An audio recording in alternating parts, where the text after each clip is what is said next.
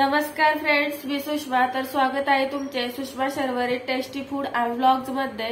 तर आज आपण पाहणार आहोत ग्रीन चटणी, जी की सर्व प्रकारच्या चाट मध्ये यूज केली जाते, जसे पाणीपुरी, दहीपुरी, शेवपुरी, रगडा, समोसा, ढोकळा इत्यादी मध्ये ही चटणी यूज केली जाते। तर ही चटणी मी एकदम सोप्या पद्धतीमध्ये सांगितलेली आहे, त्यामुळे व्हिडिओ स्किप न करता तुम्ही शेवटपर्यंत नक्की पहा।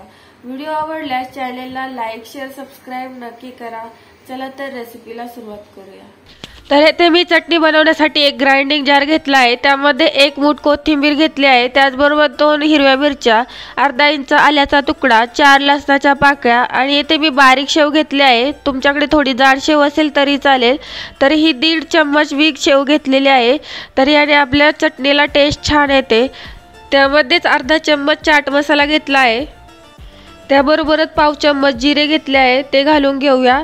त्यानंतर 1 चम्मच दही घेतले आहे। दही नसेल तर तुम्ही अर्धे लिंबू यामध्ये पिळू शकता। त्याचबरोबर इथे मी आईस क्यूब घेतलेले आहेत। आईस क्यूबने आपली ही चटणी काळी पडत नाही, हिरवीगार राहते।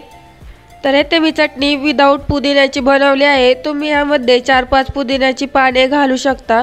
तर आता आपण हे ग्राइंड करून घेऊया।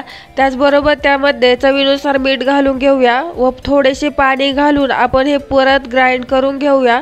तर इथे पहा, अशा पद्धतीने आपली ग्रीन चटणी तयार आहे। तर तुम्ही नक्की बनवून पहा, तुम्हाला देखील आवडेल। तर यामध्ये पुदिना नाही घातला तरी पण टेस्ट चांगली लागते, जर घातला तर अजूनच छान लागेल। तर तुम्हाला आवडत असेल तर तुम्ही यामध्ये पुदिना घालू शकता। तर फ्रेंड्स, तुम्हाला ही रेसिपी कशी वाटली मला कमेंट करून नक्की कळवा व असेच नवनवीन व्हिडिओज पाहण्यासाठी चॅनलला लाईक, शेअर, सबस्क्राइब नक्की करा व बेल आयकॉन क्लिक करून ऑल वर क्लिक करा, जेणेकरून मी जे नवनवीन व्हिडिओज अपलोड करेल त्याचे नोटिफिकेशन सर्वप्रथम तुम्हाला भेटत जाईल।